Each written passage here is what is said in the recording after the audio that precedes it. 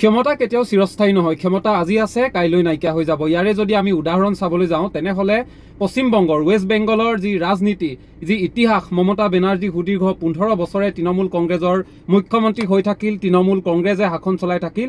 আজি সেই তৃণমূল কংগ্ৰেছ উফৰি গ'ল। তৃণমূল কংগ্ৰেছৰ পৰিৱৰ্তে এতিয়া বিজেপিয়ে প্ৰথমবাৰৰ কাৰণে ৱেষ্ট বেংগলৰ পশ্চিমবংগৰ ইতিহাসত শাসন কৰিবলৈ ওলাইছে।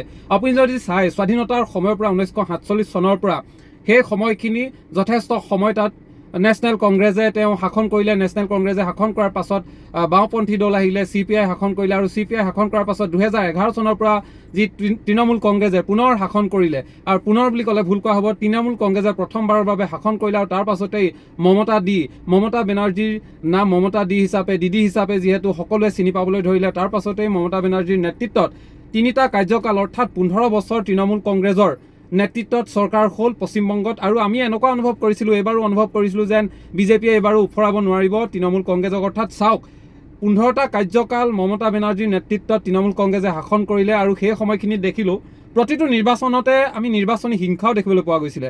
এনেধৰণৰ নিৰ্বাচনী হিংসা হয় য'ত মানুহৰ জীৱনলৈ ভাবুকি আহি যায়। এনেধৰণৰ এটা ক্ষমতাৰ ব্যৱহাৰ কৰিছিল, কোনোবাখিনিত হয়তো তেওঁলোকে ক্ষমতাৰ অপব্যৱহাৰো কৰিছিল, এনে অনুভৱ হয়। সেইখিনি সময়ত পৰ্যালোচনা কৰিলে গম পোৱা যাব।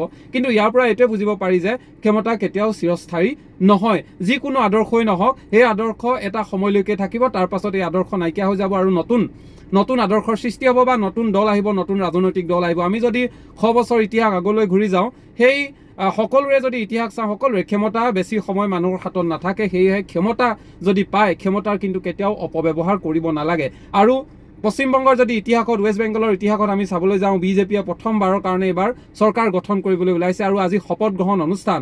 আৰু বৰ্তমান সময়ত চাইছোঁ আজি শপত গ্ৰহণ অনুষ্ঠানত এজন যি কংগ্ৰেছৰ পৰা অহা নেতা, তেওঁ বিজেপি কৰিলে আৰু বৰ্তমান সময়ত কংগ্ৰেছৰ পৰা তৃণমূল কংগ্ৰেছৰ পৰা বিজেপিলৈ আহিলে আৰু বৰ্তমান সময়ত তেখেত মুখ্যমন্ত্ৰী হ'বলৈ আগবাঢ়িছে। তেখেতক শুভকামনা জনাইছোঁ। কিন্তু তেখেতৰ বৰ্তমান সময়ত তেওঁলোকে আচলতে তৃণমূল কংগ্ৰেছক উফৰহাই 15টা বছৰে শাসন কৰি থকা তৃণমূল কংগ্ৰেছক উফৰাই কিদৰে আচলতে শাসন কৰিব, বিজেপি প্ৰতিষ্ঠা হ'ব, এই ধৰণে তেওঁলোকে যি ষ্ট্ৰেটেজি বা প্লেনিং কৰিছিলে, সেই পৰিকল্পনাৰ মতে তেওঁলোকে জয়ী হ'বলৈ সক্ষম হৈছে। আৰু আমি অনাগত সময়ত বিচাৰোঁ যাতে যি এটা ইতিহাস আছিলে যে পশ্চিমবংগত নিৰ্বাচন মানে হাই হুলস্থুল বা বিভিন্ন ধৰণৰ প্ৰতিঘাতমূলক ঘটনা সংঘটিত হয়, এই ঘটনা যাতে আৰু নহওক।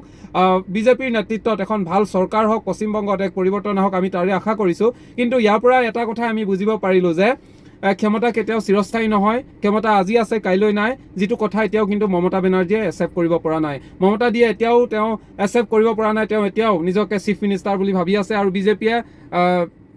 বিজেপিয়ে আচলতে বিসংগতিমূলকভাৱে তেওঁলোকে জয়ী হৈছে বুলি এনেধৰণৰ কথাও সমালোচনা কৰা দেখিবলৈ পোৱা গৈছে মমতা বেনাৰ্জীয়ে। কিন্তু যি নহওক, পশ্চিমবংগত তৃণমূল কংগ্ৰেছৰ যি এটা সাম্ৰাজ্য আছিলে, এই সাম্ৰাজ্য উফৰাই এতিয়া বিজেপিয়ে চৰকাৰ গঠন কৰিবলৈ গৈ আছে। আৰু ইয়াৰ পৰাই বুজিব পৰা যায় যে ক্ষমতা কেতিয়াও চিৰস্থায়ী নহয়। সেয়াই ক্ষমতা পালেই মানুহে ক্ষমতাৰ অপব্যৱহাৰ কৰিব নালাগে। মানুহৰ ক্ষমতাৰ সৎ ব্যৱহাৰ কৰি ৰাজ্যৰ প্ৰকৃত উন্নয়নৰ কাৰণে কাম কৰাটো অত্যন্ত প্ৰয়োজনীয় বুলি ভাবোঁ।